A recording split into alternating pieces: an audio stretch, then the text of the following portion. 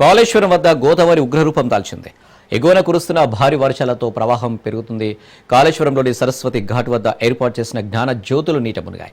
ఇక్కడ నది గరిష్ట ప్రవాహం 13.460 మీటర్లు కాగా ప్రస్తుతం 12.210 మీటర్ల ఎత్తులో ప్రవహిస్తుండటంతో అధికారులు మొదటి ప్రమాద హెచ్చరికను జారీ చేసి ప్రజలను అప్రమత్తం చేశారు. వరద తీవ్రత మరింత పెరిగే అవకాశం ఉందని, గొర్రెలు, పశువుల కాపరులు, మత్స్యకారులు నదులకు వెళ్లొద్దని సూచించారు.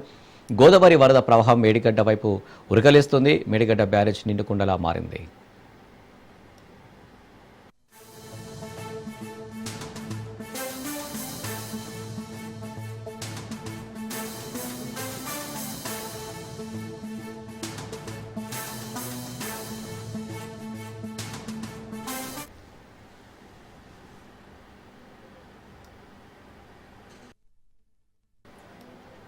రైట్, ఇక దీనికి సంబంధించి మరిన్ని డీటెయిల్స్ మా ప్రతినిధి చంద్రశేఖర్ అందిస్తారు. చంద్రశేఖర్, అని కాళేశ్వరం త్రివేణి సంగమం వద్ద ఉధృతంగా ప్రవహిస్తున్న ఉభయ నదులు భారీగా వస్తున్న వరద నీరుతో కాళేశ్వరం పుష్కర ఘాట్ వద్ద 12.420 మీటర్ల ఎత్తులో ప్రవహిస్తుంది. ఇటు పుష్కర్ ఘాట్ మెట్ల పైకి చేరిన వరద నీరు జ్ఞాన దీపాలను కూడా నీట మునిగిపోయాయి. దీంతో కాళేశ్వరంలో వద్ద మొదటి ప్రమాద హెచ్చరిక జారీ చేసిన అధికారులు దీంతో భారీగా వస్తున్న వరద నీరుతో ఇటు మేడిగడ్డ లక్ష్మీ బ్యారేజ్ కూడా 9,89,620 క్యూసెక్ల వరద నీరు చేరుతుంది.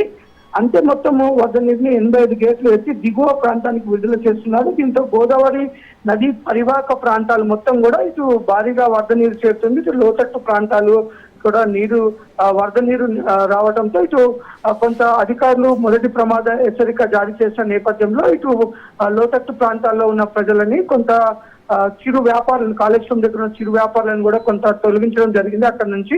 అంతేకాకుండా లోతట్టు ప్రాంతాల ప్రజలను కొంత పునరావాస కేంద్రాలకు తరలించి అయితే ప్రస్తుతం సహాయక చర్యలు అయితే అందిస్తున్నారు. అంతేకాదు ఇటు నది పరివాహక ప్రాంతాల్లో పొలాలు కూడా నీట మునగటంతో కొంత రైతులు తీవ్ర ఇబ్బందులకు గురవుతున్నారు.